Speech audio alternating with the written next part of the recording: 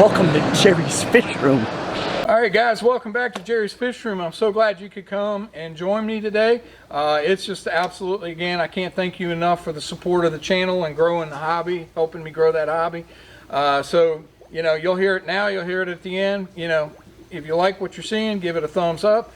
Ring that bell for notification, man, and I greatly appreciate you subscribing. It kicks that algorithm off, and man, we can get more people involved and letting them get involved in this hobby. So I have the pleasure today to actually be at a fellow fish keeper's home where I absolutely am just totally blown away. So I heard about this guy at Aquashella last year in Orlando. I had the privilege, I was meeting Jay Wilson while I was there, and as we were talking, Jay was telling me just about how inspired he was because he had met somebody who goes by the name The Blind Fish Keeper. Guys, I want you to meet my friend. This is Brandon, and he is known as The Blind Fish Keeper, and he does have a YouTube channel, so go check that channel out. And him and I are going to be maybe doing some work together on some other stuff, but absolutely just totally stoked. He commented on one of my videos probably about 6-8 weeks ago, and we did not realize we lived about 30 minutes apart from each other. So he's agreed to, I got a few questions for him, and I'm sure they're going to be kind of obvious to some of you guys, but he's agreed to do a quick interview with me. We're going to go back in when we're done with this portion of it, and we're going to go check out his fish room. We're standing out here right now. He's got 2 ponds. It's got some guppies in it, and mollies, and goldfish, and he's going to be giving me some of his plants that are in here so I can go stick it in my 180. But Brandon, thank you so much for being a part of this and for doing this interview. Yeah, no problem. So, so real quick question we ask everybody: how long you been doing fish keeping? Oh, over 30 years, since I was about 6 or 8 years old. Cool. What was the first fish you got? First fish I got were angels, guppies, and neon tetras. Angels, guppies, and so he went community in a 29-gallon aquarium. Oh, that's awesome, man. That's which was awesome. a monster back in the 80s. We're showing our age, guys, so just bear with us on that. Because yeah, we don't. What monsters now are a whole different animal than what we used to consider monsters. So what got you started? I am a animal lover to the bone. There's probably not much that doesn't just absolutely psych me out about animals, nature, and somehow I got hooked on the fish. My grandmother had aquariums and started me with that 29-gallon, and I was just hooked from there.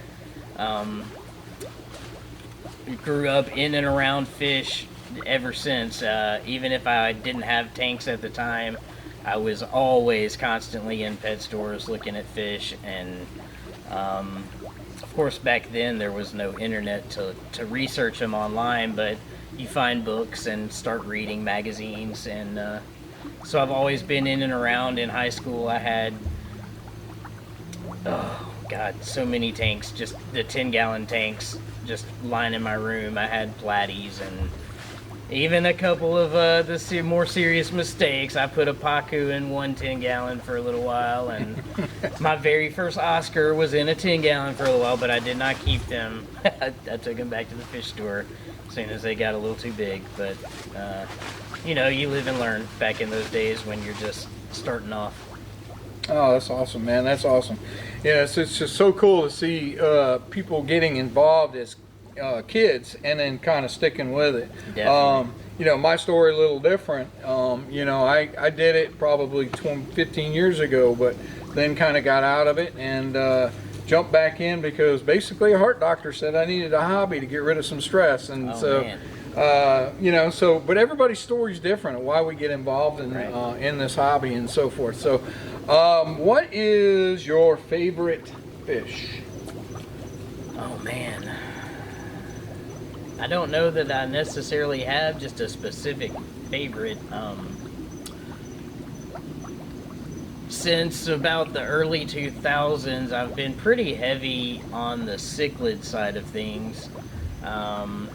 Africans mostly, which I tend to fall more towards the frontosa, like the compressiceps and calvus species are probably some of my more favorite Tanganyikans. I love the Haps, and the Africans all the way around are just, they've always fascinated me. On the South American side of the cichlids, I kind of like some of the bigger fish, or the mid-sized bigger fish. Oscars are real near and dear to my heart, and Severums are absolutely one of my favorites. The first fish that got me into cichlids and away from community tanks was the Green Terror. So that one is very important to me. So I mean, it's real hard for me to even try. I keep such a wide range of fish. It's hard for me to name just one. There you go. Well, Green Terror is definitely going to be a special place in my heart for him, as Brandon has gifted me a couple of those. We did a little swap. He took my albino Oscar, which you'll see in one of his videos, and then I got a couple of his Green Terror babies, just like he sent up to Mr. Ben Ochard, who's a good friend of both of ours. And so check his channel out, because it's absolutely amazing stuff. So Brandon, I want to hit just a couple of more personal questions. Sure. So we've had the conversation, you started this hobby when you had eyesight, you could see. Yes. And you lost your vision about 5 years ago, is that correct? That's correct, in September of 2016. September 2016. So the thing I think that just blows me away, is most inspirational, is you're still doing the hobby. Yes. And this is a hobby for most of us. It's visually driven. It is definitely visually driven. Yeah. So what keeps you going when you can't see what you're doing as far as the fish? It is just my love of it. I like being, arms deep in my tanks, feeling what's going on, working on the plants in the various tanks that have plants, and just taking care of these fish. When I lost my sight, I went down a pretty bad path and kind of just withdrew inside myself and wasn't real active, wasn't real involved with much. And close to a year into it, I decided I didn't want to just sit on the couch and waste away, and I wanted to figure out something. And I had kept fish and reptiles all my life, and I knew I couldn't really do reptiles anymore.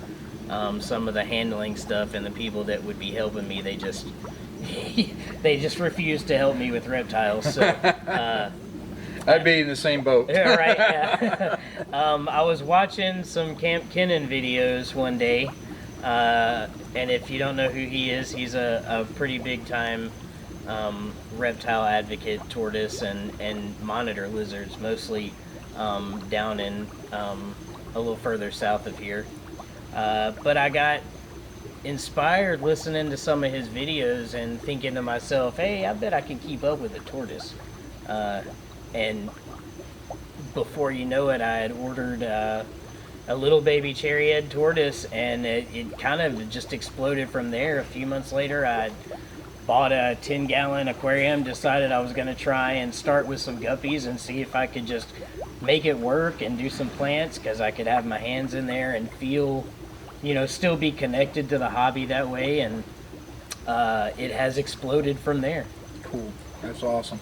And I know we talked a little bit about collaborating, and one of the things we talked about maybe doing in the future is to kind of go through a little bit of a day in the life of how you go through and do maintenance and that type of stuff, considering the fact that you don't have the eyesight like a lot of us do, right, to be able to see the things that we need to do. And so it's just absolutely amazing just to know that this hobby is just keeping you motivated, and man, it makes it more inspirational for me. I love it. You're an encouragement to the hobby, you're an encouragement to me, and you know, I guess the biggest thing I want to close with is the question we ask every fish keeper. If you could tell somebody else, give them one piece of advice before they get into this hobby, what would you tell them? And I have not given him any of these questions on the front end, so he is definitely ad-libbing here. One piece of advice for the new people coming in is, well, I guess it's mostly patience. This is not a fast-paced hobby. Everything you do has to be done in steps for it to be done properly, for the benefit of the system, the ecosystem, and for the benefit of the health of the animals that you're keeping.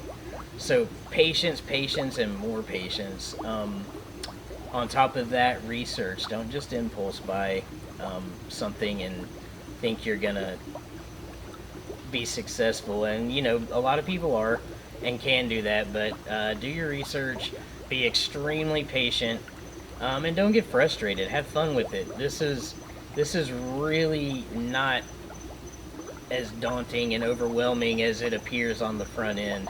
I mean, look at it, a blind guy's doing it. So it's really easy. Learn about water. If you can understand water, you can definitely keep fish. That's awesome. That's awesome. All right, well, let's go check out your fish room. Let's go. And we'll be back in just a minute. All right, figured I'd start this part of his fish room out with his new addition. This is Felix. This is my Oscar that I'm rehoming over into his tank. But actually looking forward to bringing that to him. But here we have his, I believe this was his 20-gallon tank. I can't remember exactly, but it's an absolute amazing betta that is in there.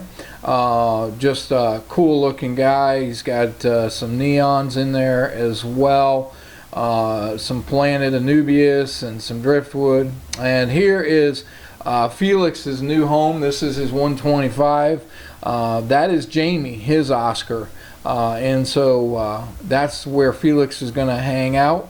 Hopefully spend the rest of her life. We did sex the fish, and it was a her. So even though it was named Felix, you know, that's kind of a cool thing to know that it was a female. As you can see, he's got a gold severum in there. And again, he's got some elite cichlid plants in there. You see the little fish over there. Those are some green terrors, some of his baby green terrors that he still has in that tank.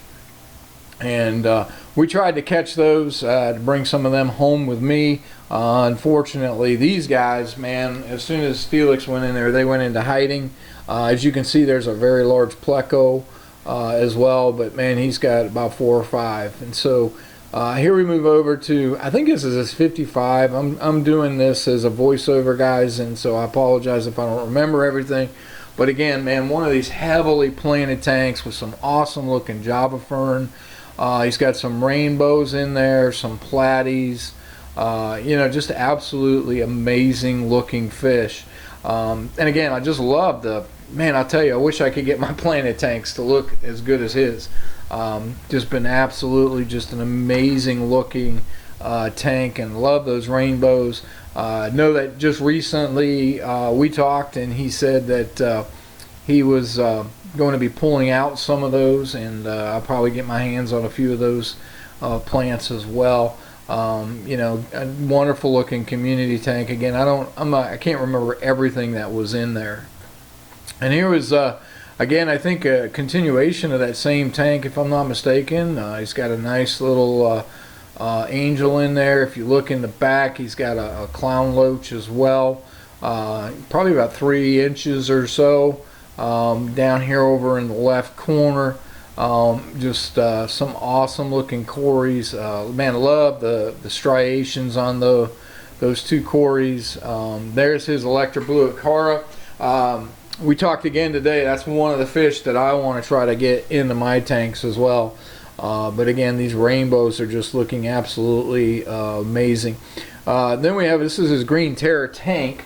And he's got a couple of, I forget what kind of catfish that he calls them. He's got some Congo tetras in there. He has, I think it was 3 females, yep, and 2 males. Congo tetras are absolutely awesome. This is where, there's his green terror. There is the daddy of all of those green terrors that you saw, even the ones that he sent to Ben Ochart. Just amazing looking fish. I hope mine looks that good. Okay, this is one of the green terrors, and there's the other green terror. I ended up catching both of those, and those I got brought home to my tank, and I'm going to start growing those out, and I'll give you an update on those later. But man, driftwood, it's just, you know, just absolutely amazes me how good these tanks look, and to know that, you know, I mean, we operate off of what we can see, but he just does a really good job. This is one of his other hobbies. This is what got him started. One of the things he got started. He's got a tortoise, which is kind of a cool looking thing. You know, just absolutely amazing animals, and I know he really, really loves them. And now we move into his African tank, and we talked a little bit about that. You see his Venustus there. The black striped with a little orange belly that's sitting in there, those couple fish right there, those are Lake Victorian cichlids. I'm not real familiar with those. That one with the red top, or reddish top, also is a Lake Victorian cichlid, and again, not really familiar with them. I think probably one of my first times seeing some of those, and just awesome looking fish. Just amazing, you know, colors and patterns. Man, it got me thinking down the road, maybe one day I'll start digging around into that Lake Victoria fish and see what we've got going on. And you see there he's got a Christie eye, or a little hawk, Malawi hawk there. It's supposed to be a good looking male. Hasn't started showing color yet, but good looking fish. Then again, one of my favorite fish, I have one, Starry Night. Absolutely amazing. You see a couple of, or you see a morai down there, and I believe that fish, that other fish right in front of the morai, that is I believe a deep water hap. He's got a wonderful looking yellow lab there as well. I mean, just an amazing job with this tank, considering all the work that it takes. You know, it just blows me away at how good these tanks look. And again, another look at the, there's an electric blue ollie. You saw the hawk come over. There's an orange blaze in there. Just you know, amazing fish. All these fish about 4, 5, 6 inches. And so now we're going to go out to his pond. It's going to be kind of hard to see, but it's just kind of a cool looking thing when I was there. You know, it's hard to see some of the fish because they really like to hide under all of that cover. But got me thinking, maybe down the road, love to be able to, you know, maybe take an attempt at that. He did all this himself. He set every bit of it up himself, and just an amazing job. Here's the other pond with a lot of cover again. And in these, we said earlier, he's got, I believe he's got some guppies and mollies, and he also has some goldfish in there. He did all the plumbing himself. You know, he did everything. That other tank, or excuse me, the other pond, you saw the liner in it. He had a leak, so he repaired it by putting that liner in. Just again, absolutely, sorry for putting the finger there in the lens. Just an amazing thing to look at. I think we can get in here. Maybe we'll get to see some. This is some of the jungle val. There you saw a couple of fish in there. We're going to get some jungle val out of there, and I'm going to put that in my 180. You know, it's just amazing. One of the things I love is just being able to get to know other fish keepers, man, and see how they do things.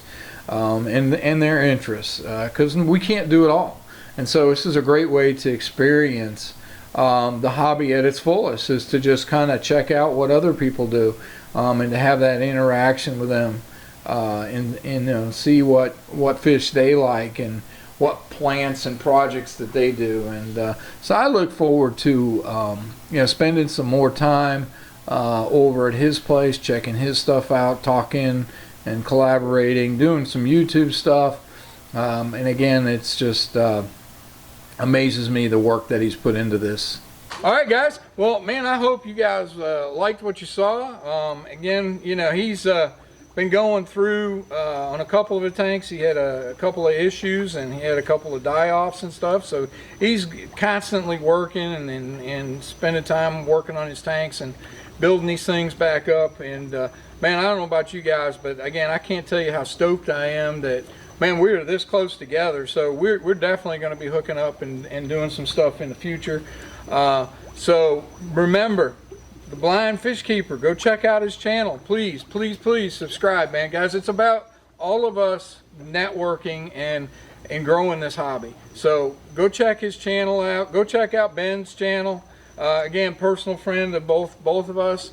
And then, man, if you like what you're seeing, like I said in the beginning, if you like it, man, give it a thumbs up. Man, give us some comments. We would love to hear some comments. If there's some things that you want Brandon and I to do on video together, you know, leave those in the comments, man, and we would love to try to accommodate you on that.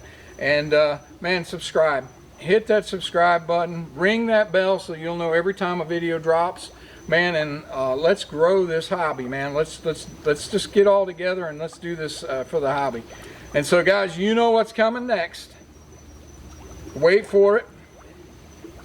Keep loving the fish, guys. I'll see you next week.